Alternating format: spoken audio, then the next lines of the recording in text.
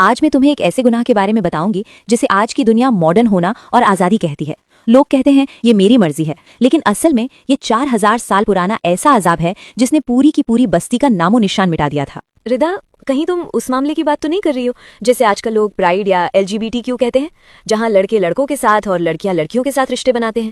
آج کل تو اگر کوئی اس کے خلاف بولے تو اسے نیرو مائنڈڈ کہہ دیا جاتا ہے۔ لوگ کہتے ہیں کہ یہ تو انسان کا حق ہے، اس میں آزادی ہے اور یہی ترقی ہے۔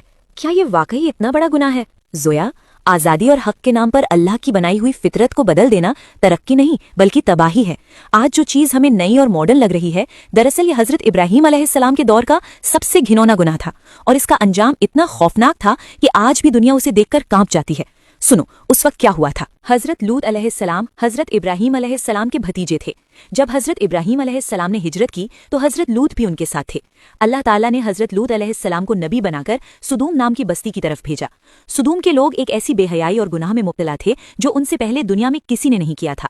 وہ عورتوں کو چھوڑ کر اپنی نفسانی خواہشات مردوں کے ساتھ پوری کرتے تھے اور راہ چلتے مسافروں کو لوٹتے تھے۔ حضرت لوط علیہ السلام نے انہیں بہت سمجھایا، اللہ کے عذاب سے ڈرایا اور کہا کہ اللہ کی فطرت سے بغاوت مت کرو، لیکن وہ قوم اتنی اندھی ہو چکی تھی کہ انہوں نے الٹے حضرت لوط کو ہی بستی سے نکال دینے کی دھمکی دی۔ جب ان لوگوں نے ہر حد پار کر دی تب اللہ کا فیصلہ آ گیا۔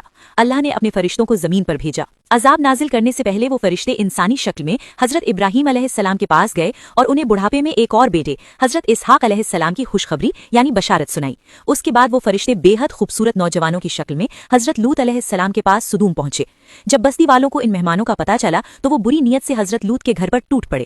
حضرت لوط بہت پریشان ہوئے۔ تب فرشتوں نے کہا، اے لوط، ہم اللہ کے بھیجے ہوئے فرشتے ہیں، یہ آپ تک نہیں پہنچ سکتے۔ فرشتوں نے ان حملہ وروں کو اندھا کر دیا۔ پھر فرشتوں نے حکم دیا، اے لوط، رات کے وقت اپنے گھر والوں اور ایمان والوں کو لے کر یہاں سے نکل جائیے اور کوئی پیچھے مڑ کر نہ دیکھے۔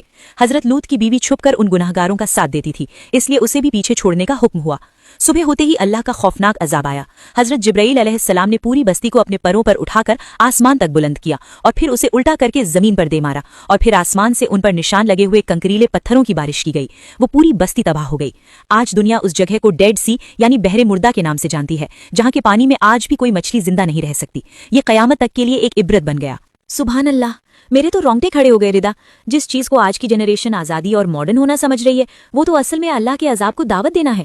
یہ سچ ہے کہ جب انسان اللہ کی بنائی ہوئی فطرت کو بدلتا ہے تو معاشرہ آباد نہیں بلکہ برباد ہو جاتا ہے۔ بالکل زویا، کامیابی اللہ کے بنائے ہوئے نظام پر چلنے میں ہے، نہ کہ اپنی خواہشوں کا غلام بننے میں۔